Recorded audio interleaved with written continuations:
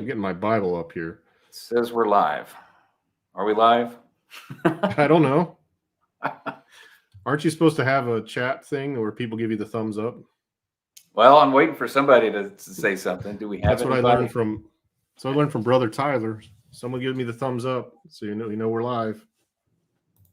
And I don't see anything. So I guess I could check my page real fast. We're so bad at this.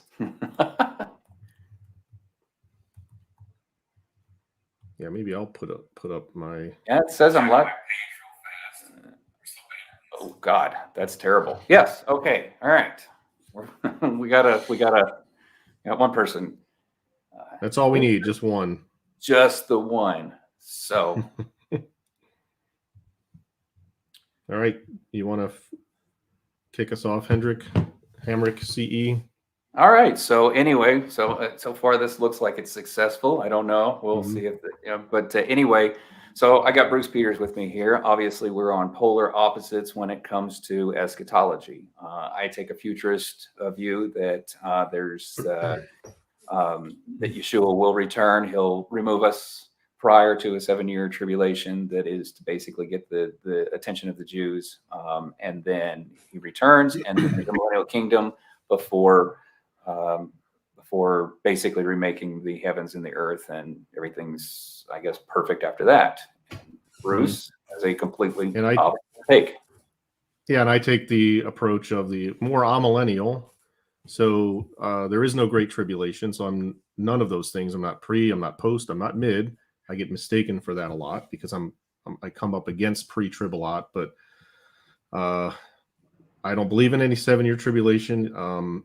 I believe in it's a new heaven and new earth in the sense today that God has remade all things through Christ. We are new creations, and there's one people of God. It's the church, and it's just all who believe, whether you're Jew or Gentile. God does not have future plans for the Jews that are separate from the plans he has for the church. So these are very, very big differences between us. So thus, I obviously don't believe in a pre-trib rapture, since I don't believe in a trib. Kind of need that.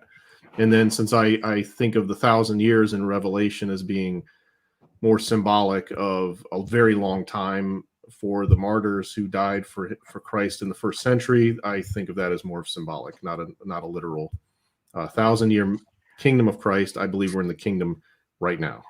Now that doesn't make me a kingdom now guy, so let's not get that confused. I don't believe in the 7 pillars or the 7 mountains or where we have to take over the world for Christ, and that's not our business. He's the one who takes over the world, not us. So it gets all mixed in there, but hopefully that's clear. So now I got to go look that up because I have not heard that before either. You never heard Kingdom Now, huh? That's Kingdom Now. When I started getting interested in all this, that's when they kicked me out of the church. Oh, right. So Night Flight, the Duck is the StreamYard is the platform that we're using. Okay. So, but yeah, back to this. So the reason that Bruce and I became friends is because as far as our belief systems go, outside of that, when we look at these people first off, the classification of watchmen, I don't see that in the Bible. I mean, Paul tells us that Yeshua gave the gifts to the church, the apostles, the prophets, the evangelists, pastors, and teachers. And so they've taken this Ezekiel 33 thing, trying to come up with this whole new thing, because people get a little anxious around the word prophet. So they've got to come out and be watchmen. And I was against that from the very beginning, because they're taking on the idea of a prophet without actually saying that they are. Yes, and of course, that's the thing we agree on entirely. And I want to make one quick point on that. There's never a time in the Bible where, I couldn't find one. I didn't find any place where the watch person on the wall was self-appointed. It was either the people of the land would appoint a watchman to guard them, or God appointed. Like, so for example, he appointed Ezekiel a watchman, and these people take that verse of the prophet Ezekiel being assigned the role of watchman, and they're applying it to themselves. It's the grace of God. We're all under the mercy of God. The things people say, and he doesn't do anything about it. I'll put myself in the same category. I've said some things that I probably should have paid for, and he just decided not to. Well, that's the grace part of it, and that's Yeah. so. Anyway, yeah, and that's where Bruce and I came together as far as becoming friends and just really being against this idea of these people that come on and constantly saying, "Hey, it's now, it's now." That's why my take when I started in 2016 was to I wanted to educate people as far as it's just not what I believe. Here's scripture, here's Old New Testament scripture, here's books that talk about the appointed times, the feast days, and basically put that information out there so that when these people got even more and more popular, people could look at the information and say, okay, well, I know the rapture is not going to be Pentecost because that's the first trump, according to these 12 or 13 sources that I've posted here in the past few months. And so I can just get rid of that. But the idea and trying to get away from the idea of imminence, because I certainly think that it's an appointed time, not necessarily something that just could like any second happen. And then that kind of that rubs me the wrong way because they do all this calculations and everything like that. And I'm thinking, that's not really watching. I mean, would you do that to figure out when a thief is going to break into your house? Get the square root of pi, I think I said in one of my last videos. I mean, that's not watching. Watching is actually watching. So that to me, it's just kind of silly. And really it is. It comes down to what Bruce has said. It's idolatry at its core. They have taken something in the Bible and idolized it. And, things are getting bad in the world or indifferent or whatever, but they just I just want to get out of here. And I feel like I've got stuff I have to do, whether or not, how strongly I believe in, say, a pre-tribulation rapture. I got things that I need to do. So I'm not looking at the world thinking, oh my goodness, it could be any minute now. Or I want it to be, or please come get us, Lord. So I did a quick video the other day on this absolute nutcase lady that came out and said, pedophiles shouldn't be treated so poorly in our society. I don't know if you caught that news. But yes, she came out and said this, and of course, these watch guys, there's a mixture of excitement and anticipation because look at how bad it's getting. Just stunning to me. Can't get excited over that. Anyway. And then, and also this, the entire country is just gone, man. Look at what we've accepted now. And I said, well, no, we're not accepting any of this. This is just some nutcase, right? I said, we're here for a reason. God has left us here. If you believe in a rapture, he's left us here for a reason. Find out what that reason is. Work on that reason. We're supposed to work while we're here. The gospel has power to change lives. It changed mine. It's changed Hamrick's, I'm sure. He could probably tell you a lot. A lot of these watch people, they say, hey, the gospel came and I was saved and I was this guy first and now I'm this. Well, if you believe that the gospel can change lives, then quit acting like God's going to lose. That's where the premillennial thing kicks in. The premillennial thing says everything's got to get worse. Or at least the dispensational premillennial thing says everything's got to get worse. And then finally Jesus comes and makes it all right in 10 seconds, right? Or 7 years or whatever. So I just think we need to get the message out about the gospel, the power of the gospel. But that's not an exciting, interesting topic. Nobody wants to talk about that. Nobody wants to hear that they're sinners and that they could die tomorrow in a car accident or something. And so they better get right with the Lord today. Watch people don't like to talk that way. That's not interesting. It's not fun. No one will watch them. Well, they should certainly have a testimony. And I think that's interesting. I mean, again, back to what you were saying is figure out why you're here on this earth and do that job. And that's one of the things that's kept me, I think, much more level-headed. I remember in 2014, everybody was convinced that was the year. Torah calendar said that was the year 6000 and it was going to happen. And I kind of just hey, hold up, guys. I don't think so because God has personally shown prophecy in my life. And so I've been big on my testimony. That's why I'm as transparent as I possibly can about my testimony. Yeah, because you have been. Yeah. I want people to see power, not just, oh yeah, I got to go to church and so what? I want to see like when I read the book the whole thing really, but I was thinking specifically the book of Acts, there was power that followed the apostles. And nowadays, people do not really believe in miracles anymore. And so it's just a simple little life of be a good person, go to church, pay your tithe, and not have any sort of amazing thing happen. Whereas like where I am in my story, I don't see why God would take me from basically homelessness in December 2015 to rebuilding my life. If there wasn't a plan in the future. And so again, that goes back to when they're like, oh my goodness, look at all what's going on in the world. We're right there. I'm like, why do you think? I mean, so things are getting bad in the world. Things were bad during World War II. But I've also noticed things get really bad. That usually means God's doing something and there's a war going on. So start praying, start doing what maybe you're supposed to run for an office or something like that. None of these people have answers like that. None of these people that are so popular, that have so many people watching, and they rarely. Now, I will give JD Farag a little credit. He's one of the guys I go after a lot. He does do sermons about how to live, how should we then live, and things like that, which I give him credit because he's a pastor. That's what he does. These guys that are amateurs and hobbyists, they never have answers for anything. The only answer is hang on, we're out of here. Right. And that's what do we do if you happen to be wrong? I'm just curious. You say you have a ministry, you put it under the authority of God, whether you call yourself a prophet or not, you say, God put me here. I'm here because God wants me to blah, blah, blah. He gave me these things to share with you. It's a ministry. Okay. Minister then. Tell people what to do. Or give them suggestions is better way to put that. How do we deal with these psychos that are talking about pedophilia being somewhat acceptable? How do we deal with that? How do we talk to our coworkers that aren't saved about that kind of stuff? Help us if you're so insightful and you know what's going. If you're really awake and not asleep, show us give us some encouragement. Well, I just think if they're actually listening to the Holy Spirit, then they're going to be right. And instead, they're 100% that's true too. wrong.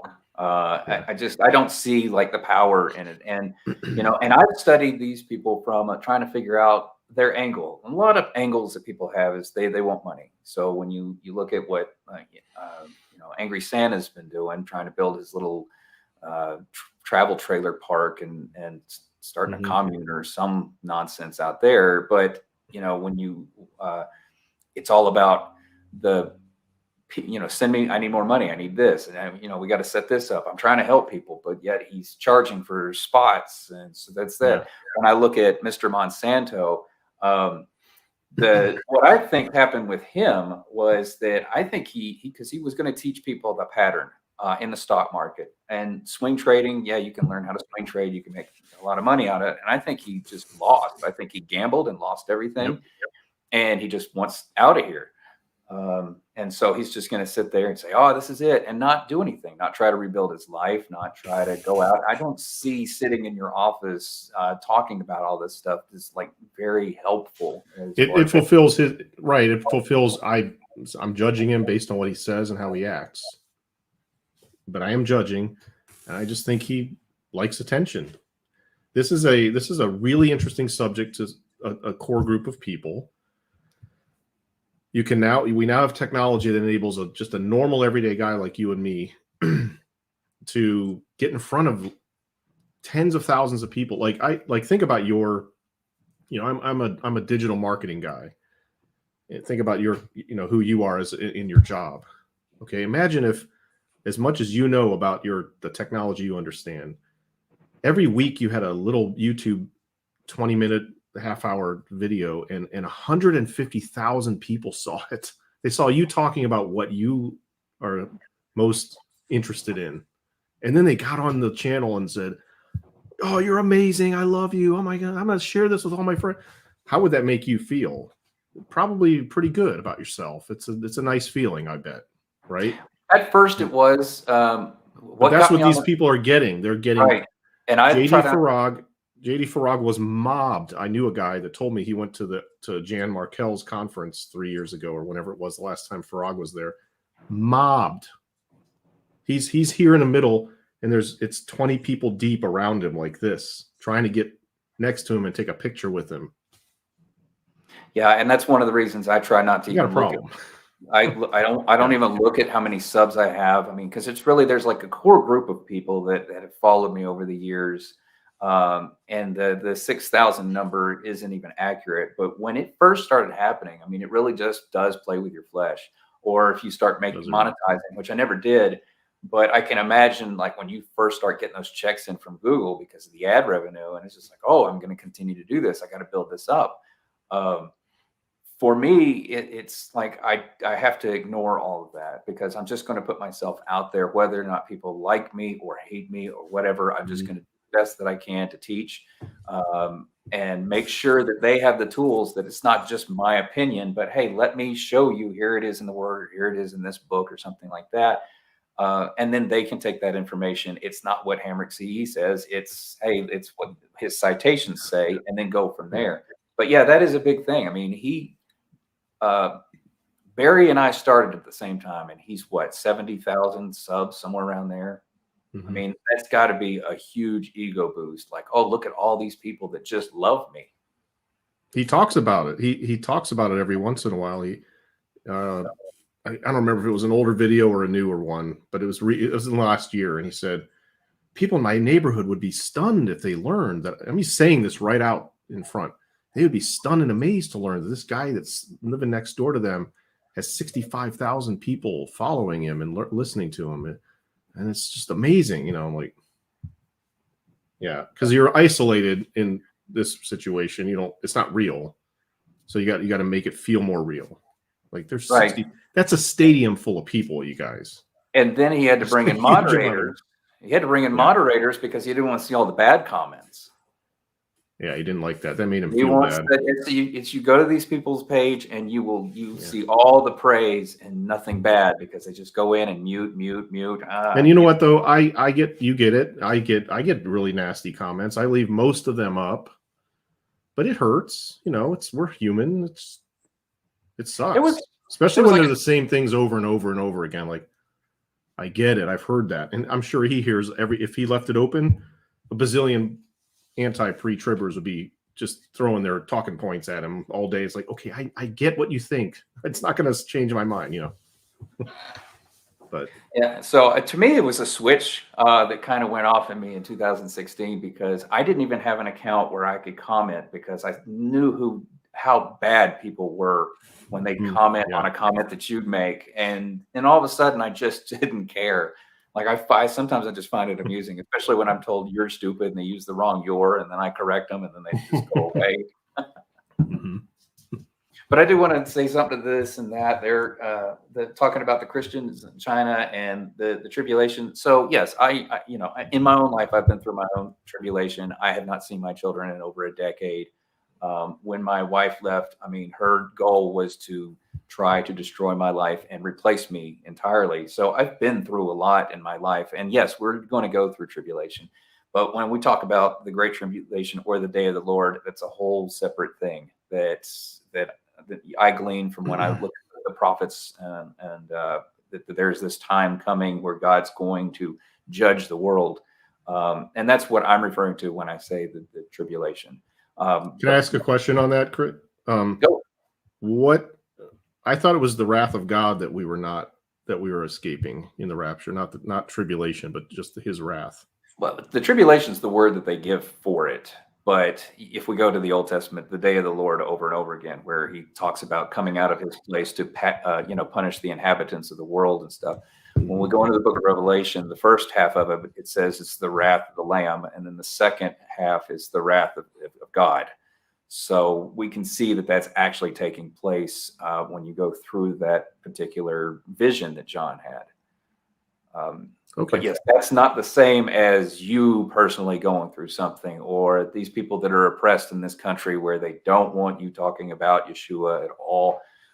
That's been going on for years. I mean, we even see it after the Apostolic Church.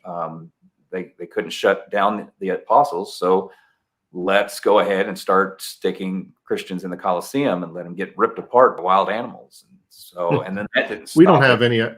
That's one of the biggest complaints I have with the watch people is, there's videos in 2015, 2016 of Scarborough saying, yeah, it's horrible. It's just getting terrible out there. Oh, it's just so horrible. Oh, he's in his air conditioned office and all this stuff in a free country with no one beating down the door and saying, you stop it, His gated community and in his yeah, $800,000 house, complaining and about.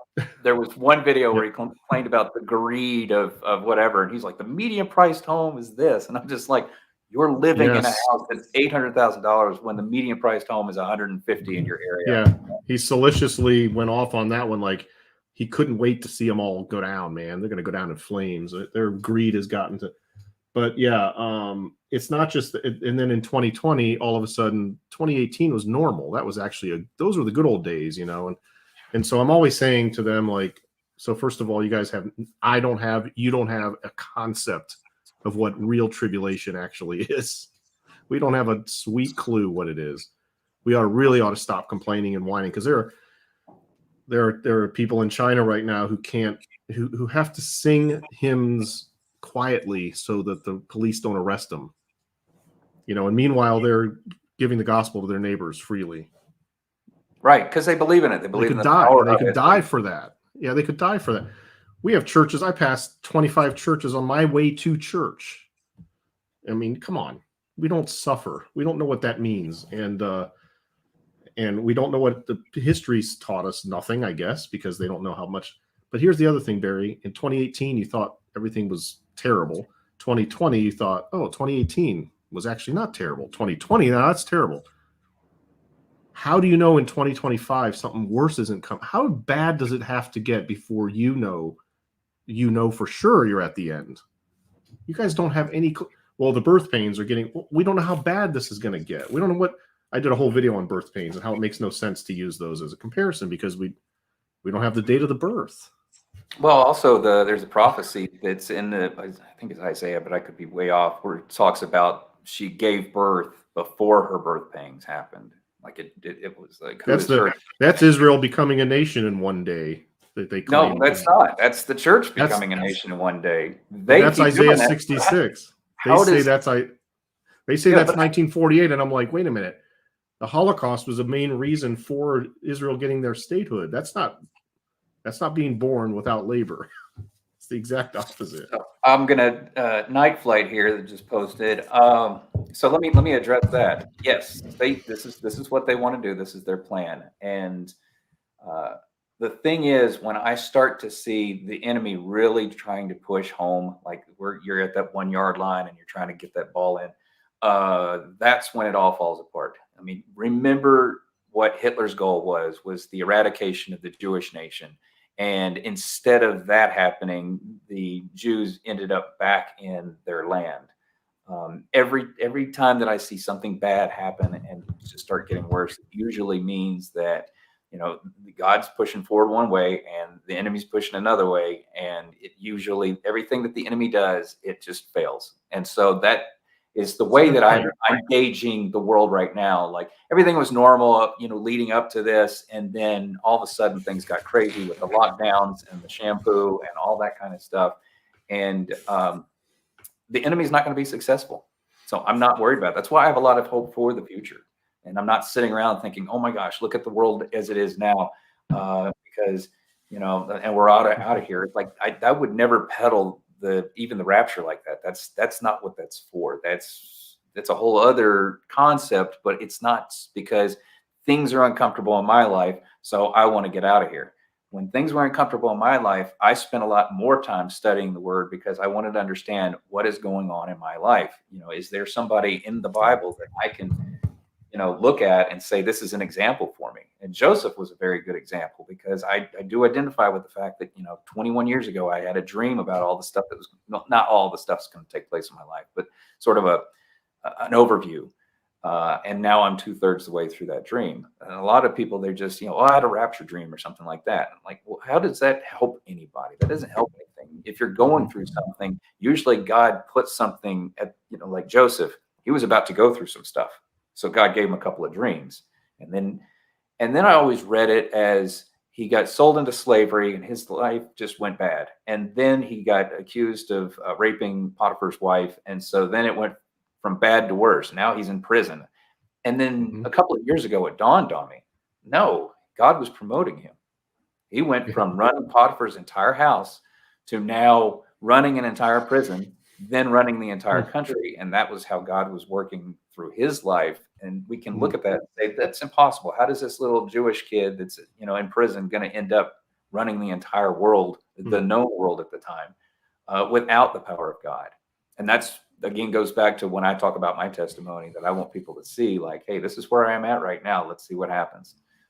But yeah, there's no, when people just come on here constantly and say the rapture is a week from Tuesday, that doesn't edify anybody, that doesn't build anybody up. And then they get, built up, and then it doesn't happen. And so, and I saw a lot of people crash in 2014. They were ready to go, and bam, nothing happened. And they're just like, they get online, they're just, oh man. 2017 was another big one where everybody was just like, this is it. And I kept telling. Revelation 12 thing, right? Right. And what got me on here was that I came against Scotty when his so Torah calendar for the longest time up until 2016 had the new moon sighted on the day of the Revelation 12 sign. So it would have been, the crescent of the new moon would have been seen on the 22nd, the day of the 23rd. And I had made a video, and then I saw the Torah calendar change their date. And so I did a little bit of research to see, because it was showing about 10, 11% illumination. And I had pictures of some of the crescent moons that were around like 5% illumination. So I got back on and said, hey, I misspoke here. It may be that it'll be the 21st. So it's not the same day as it. And yeah, that video in the first couple of weeks got like 21,000 views. And then he was going to make a video to tell me why I was wrong, which I wasn't, because once we got to that date, it was just like, see, told you, here's a crescent of the new moon. This is technically the Feast of Trumpets the day before. I never knew that. I didn't get to see that video before he took all those down. So I've still got it, and I've thought about going back and showing like that snippet as far as that goes. I kept them just in case I needed them in the past, or maybe there's a lot of good information too. So. That was great when Scotty briefly put a video up on the 23rd that maybe it's more perfectly the 24th. After 3 years of pounding in the 23rd. He had been on it for like 7 years. His videos started getting popular in 2013. 2012. Oh yeah. Yeah, years and years and years of saying this date, this date, this date. And then he was like, and then he said, oh, well, maybe it's the Day of Atonement, and pushed it down. And I messaged him, what are you doing? Like, stand on what, you can't do this. That's where I think a lot of these guys want to be Scotty Clark, that they look at that as like, oh man, if I could be famous like that. Because some of these people, I don't want to just sit here and bang on this all night. So I promise this is my last comment. But some of them, what's her name, Chelsea, for example, they want to be movie stars. I think they want to be famous entertainers, and they failed. And this is how they get their, get something out of it. A little Miss Fraudulent is everybody keeping up. I was waiting for you to fill that in. I was like, come on, you know what I'm talking about. Bought the car. I want to say something. That car is in North Carolina. Last I checked, I think they sold it. It's been registered in North Carolina. But yeah, I had family. You're creepy. You got to know who I work for. So I'm just saying, yeah, I can find anybody. Watch it.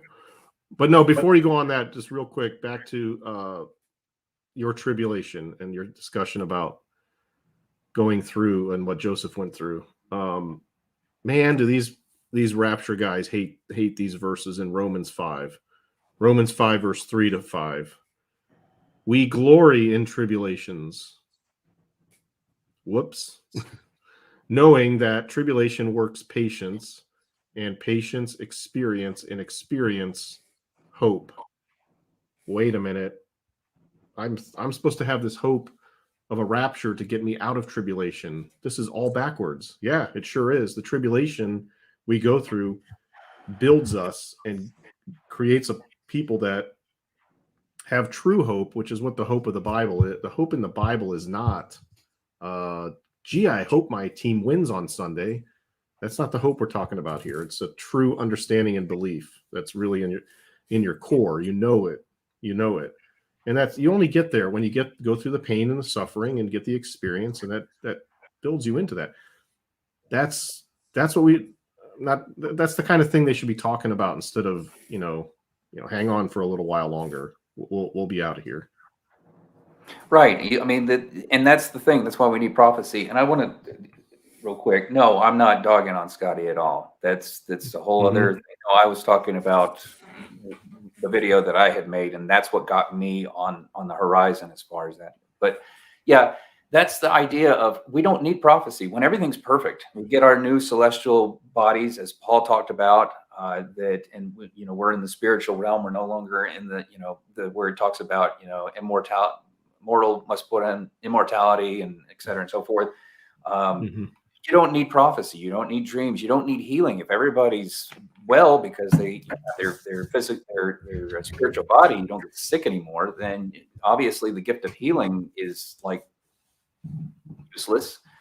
You don't need prophecy because everything's perfect. Nowadays it's not, and we need these things. And more people should be talking about the spiritual gifts. And that was the thing that kind of pulled me into this, because I'm very scientific, and I started having dreams of the future in the late 90s, and I didn't know what to make of it. And down to the point of words of knowledge, there was a friend of mine, and she had gotten married, and she had to move out of the barracks. This was when I was in the Marine Corps, and I was helping her move out, taking her stuff, and this thought came into my head, and I just said it like an idiot.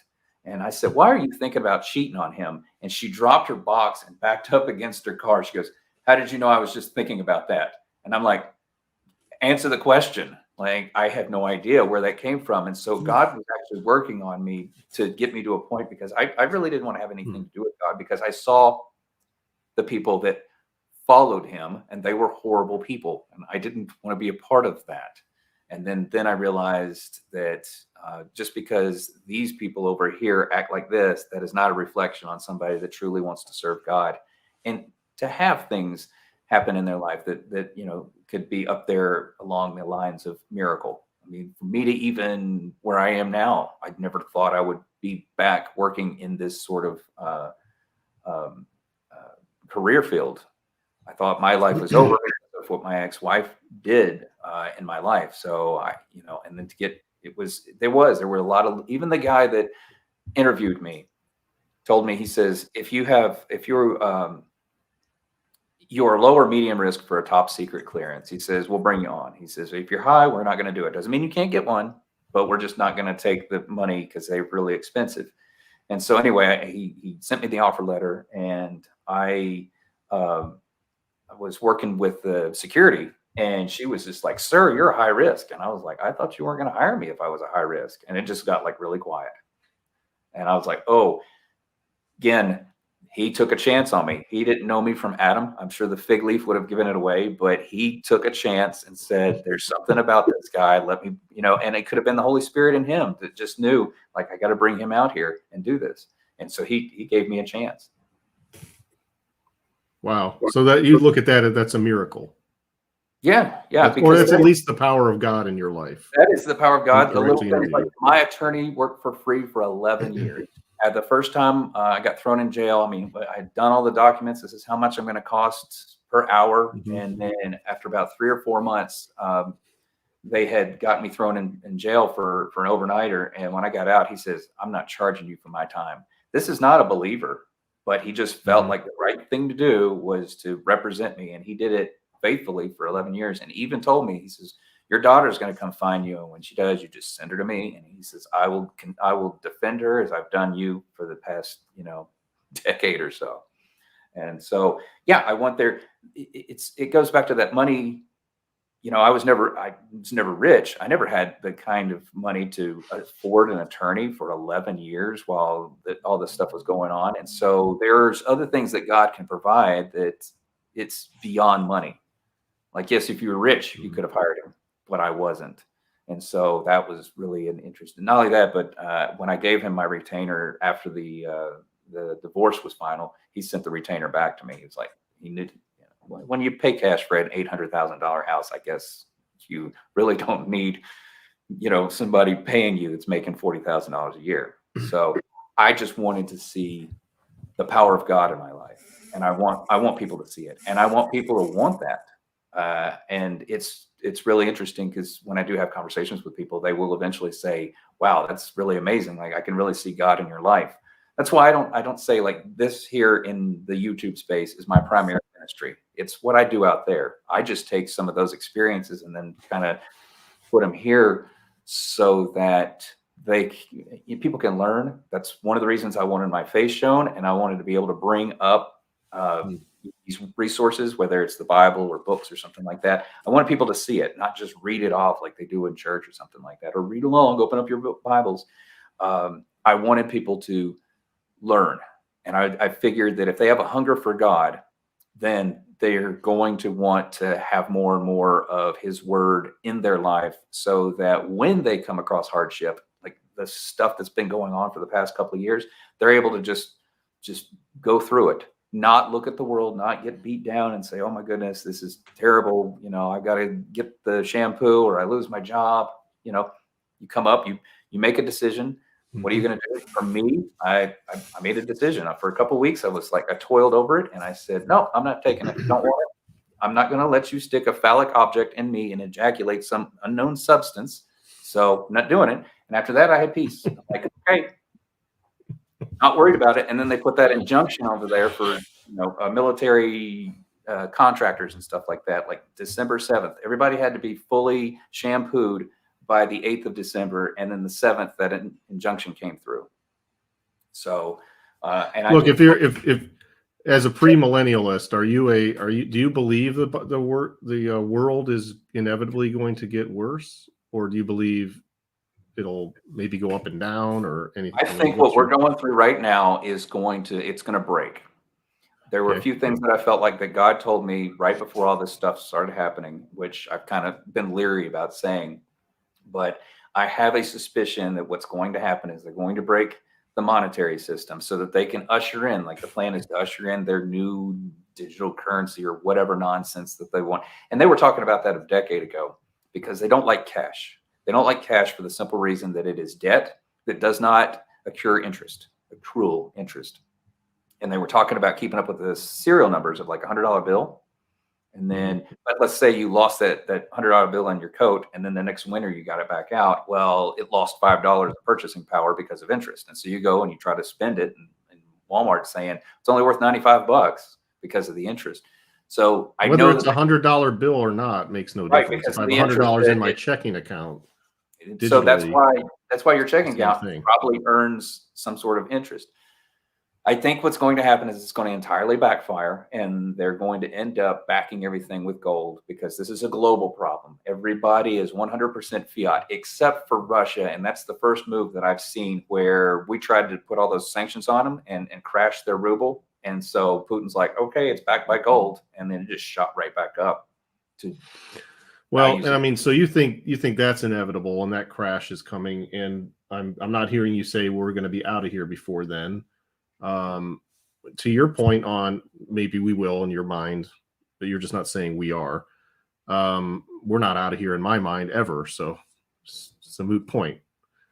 What you make great points about people being ready, because what really frightens me about the state of things in the church is that in this hyper rapture stuff is, what are they going to do if this stuff really does happen that they're all talking about, and they're not gone? Jan Markell, I mean, says the most moronic thing. She gets up in front of all these people and says, tyranny is coming to this country. Tyranny's coming. We're going to be out of here before that happens, though. Don't worry. I'm like, there's tyranny in the world right now. What makes you think you're going to get out? What are you doing to prepare the church, prepare Christians for that inevitable? If that should happen, God forbid, Now I tend to disagree. I don't think this is heading in that direction that you're talking about, but I don't know. I All look I at know what is if Yeshua we're not said. ready, if you're not ready, there's going to be a tremendous loss of faith, like you were saying earlier. You know, some of these people have put all their stuff on this, and if it doesn't happen, they're going to say, "Why should I believe any of this?" Right, and so they're able to kind of peddle the world as it is now, kind of like descending into madness. When Mm-hmm. what Yeshua said, when they were asking him when's going to be the end, and he says, basically, he speaks of the days of Noah and the days of Lot, where people are eating and drinking and marrying and giving into marriage and buying and selling and planting and sowing and reaping and etc. It's basically business as usual. Right now, Mm-hmm. in the past couple of years, hasn't really been business as usual. I mean, they're talking about shortages as far as food, and then all the lockdowns and everybody. That did not look. People were not marrying and giving into marriage. I mean, I saw where people had to postpone weddings and stuff because we were all locked down. I did a video on that. I said, where's all the Rapture guy guessers now? It's July 2020 and no one's getting married. They should be coming out and saying, well, guys, okay, no Rapture this summer for sure, because there's no marrying and giving in marriage. There's literally no marrying Right, for the the first time ever in history. buildings slowed down because the price of lumber went up, and there's, I mean, right now the housing market's just crazy. So yeah, I think the rescue that is being spoken of isn't necessarily rescuing the tribulation aside. The rescue is being um, assimilated into the world itself. Like right now, there's resistance. Like you and I are resisting the stuff that goes on in the world. There's when you look at politics, there's some resistance there. There's going to be a point where it's just like everything's just. I'm assuming, of course, just going off of what Yeshua said, but if it's everything is the economy, everything is stable and working out, that's when everybody goes back to sleep. It's like that guy, the 88 Reasons the Rapture is going to be in 1988, and nobody remembered his 89 book either. But the economy in the 90s kind of did a lot better. People completely forgot about him. And so that's, that when it's bad, people are looking at it. I think they were talking about a statistic that dealt with tithing during the Great Depression was higher than it was when people were prosperous because people wanted out of their situation. They were now seeking God. But when things are great, when everything's just going along and it's great, people do not they don't care anything about God. Like they always, and it was like that. You saw that with Israel.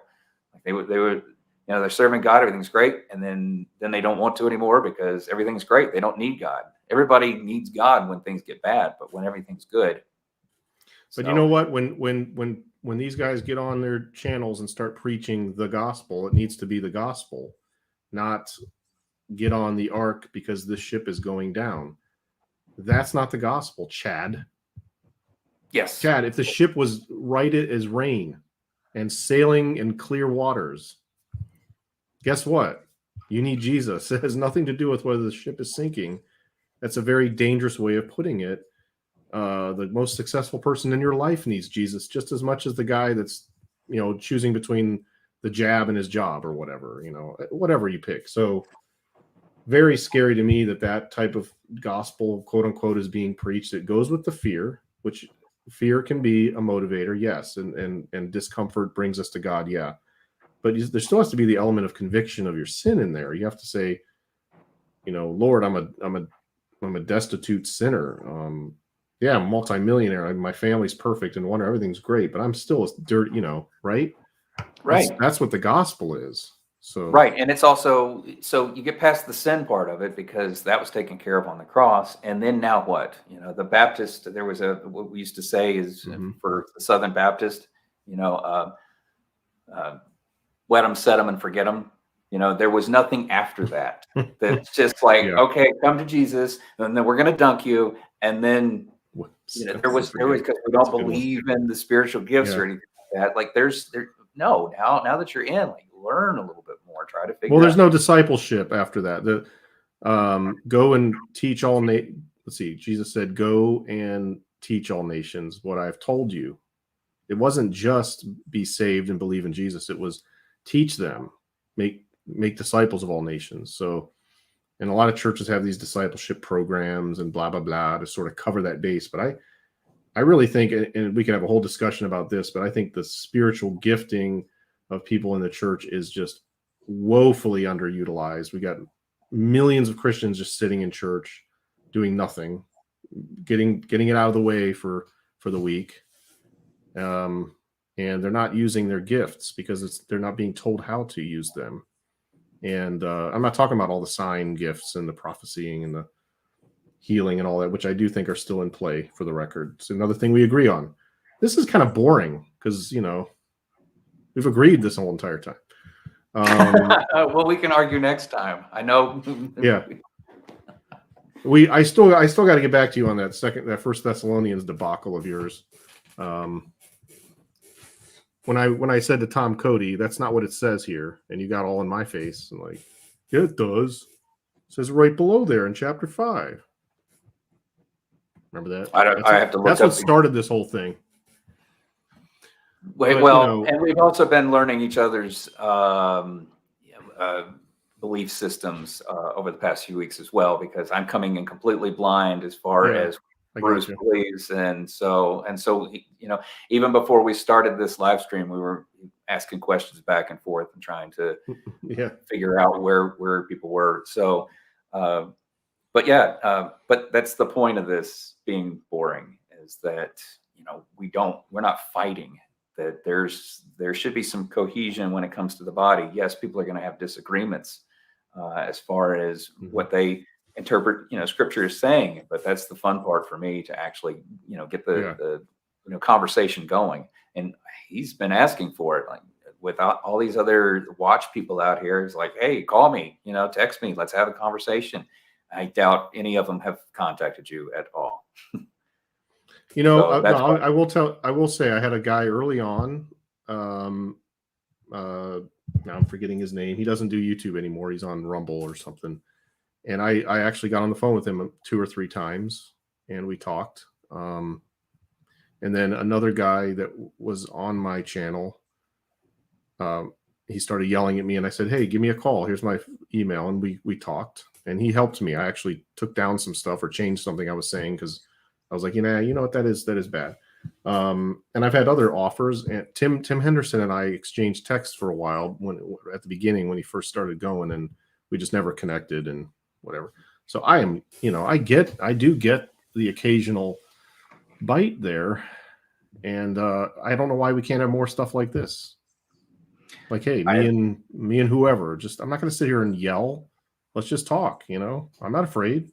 There were a few people that I had reached out to when I first started. One of them was Lex Myers, something like that, and he emailed back and forth, and then it just fell apart. He just saw one of my videos, and he's like, "Oh my goodness, I can't attack this. It's just way too convoluted." Okay. So the question up here was Ezekiel 39. So I do think that is a nuclear war, especially when they have to wait before they can go in. And where are you at? I'm sorry, I'm trying to. What's the question? 38 and 39. They were talking about a nuclear war that was probably most likely about to take place. So I'm not entirely swords and spears and staves and chariots, right? Yeah, and then they burn the weapons for 7 years, and so that's explain that one.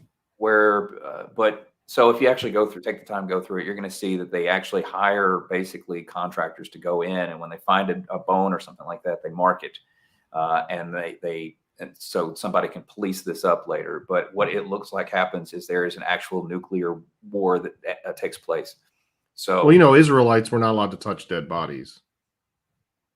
Well, somebody's got to touch them.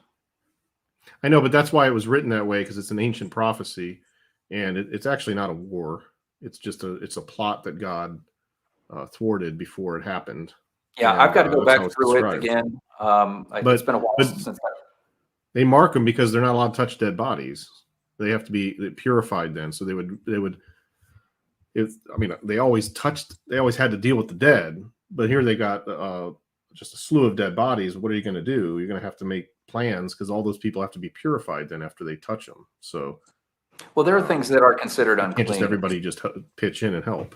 That's why that one. So when I brought up Josephus, and then they killed that guy because he didn't do his because he had a dream that he had sex with his wife, and sex is considered unclean, and so he recused himself of the high priest duties because he didn't go in there. That's why they wore little bells or something like that, because if they stopped ringing, they had a rope and they could drag him back out because he did something wrong. A lot of interesting stuff like that, I have to say.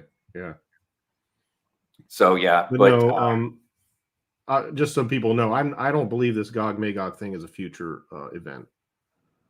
I believe that Gog was a literal person because the Lord tells Ezekiel to go speak against him, so he had to exist at the time this was stated, because how do you speak against a person that doesn't exist?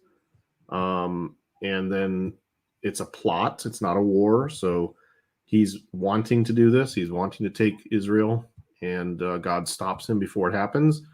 And I'm not going to get into what I think is probably the fulfillment of that, because it'll just spin off into a million directions, maybe some other time. But and I have this is not a modern thing. So, and then of course I have a contrasting view, which is this is a yet future event that's going to take place.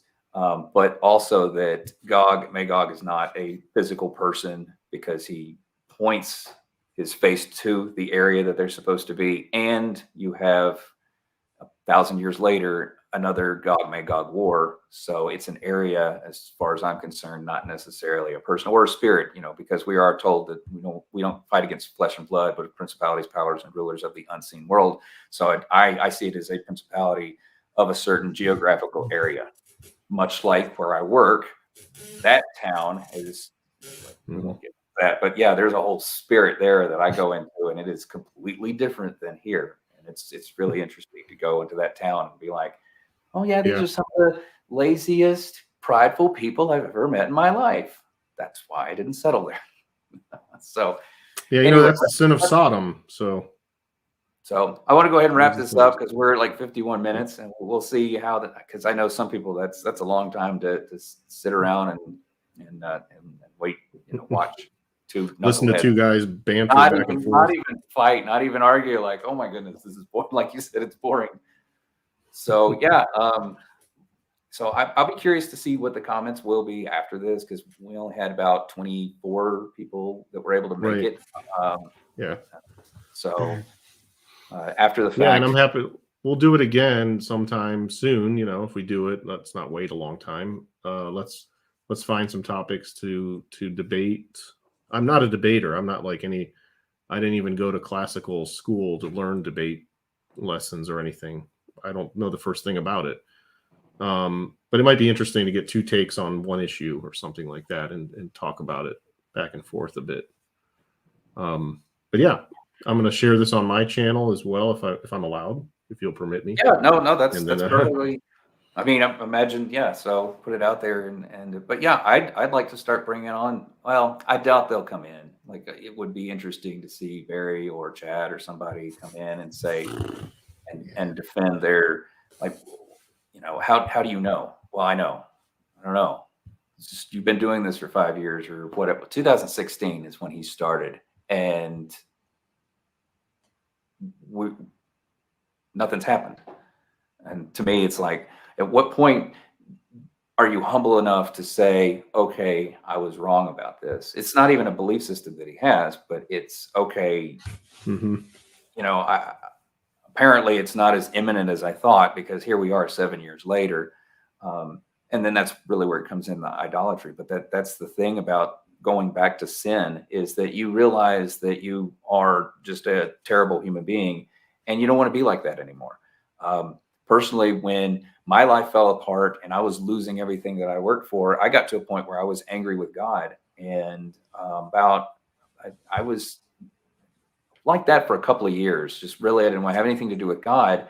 And then it dawned on me, like, what am I going to do? I'm going to go back into the world, and what am I going to start, doing all this stuff that I did when I was in the Marine Corps, and be just a horrible person? I was miserable. So even if, like, my life is not perfect from this point on or something like that, I'm going to still continue to serve God, because I'm not going to go out and start, knocking off people and shooting them in the face, whatever. I mean, whatever, you know, like robbing 7-Elevens and stuff. Like I was sold out that I just wanted to do the right thing. To me, well, that's what you were made to do. That's what you were made to do, is serve God. So. Right. And to me, I don't see propping this one event up like, oh, you're going to be out of here soon, as if your life is so miserable that you want out of here so bad that you're just going to constantly make videos over and over again telling people, oh my goodness, we're almost there, we're almost there. And it's, to me, that's, I don't see how that edifies the body at all. That doesn't. No, I agree. It does not. It does not. And as we've discussed, it might be dangerous. It might turn out to be a pretty dangerous thing 5, 10, 15 years from now, if things go the way a lot of people think and not in a positive direction. And we have a slew of people who have spent most of their time hanging on, hoping to get out, and not learning a thing, and not being edified, and not learning from tribulation and building that hope that the Bible says. At the same time, not doing what God puts in front of you to do. Yeah. You know, you have now wasted 10, 15 years or whatever the time limit is, waiting for the rapture to take place instead of getting out there and teaching people about Yeshua. That's, to me, that's a big deal. And that's probably why I look at it as like, this is an assignment from the enemy to take this one idea that's in the that they have about when we're talking about the rapture, and just kind of get people so fixated on that they're not doing anything for the Lord. And I think that's an amazing strategy to get Christians to just not do anything, just sit around and just wait, just we're out of here, you know. Like, it's fairly amazing. All right, well, thank you, HamrickCE. Appreciate your time. Yeah. And hopefully it's been worthwhile for everyone else. I hope so. I hope you guys got something out of it. And then the ones that are going to watch this yet future, certainly leave your comments on both sides. So anyway, absolutely, we're going to go ahead and end this. And thanks for coming on. Thanks, guys.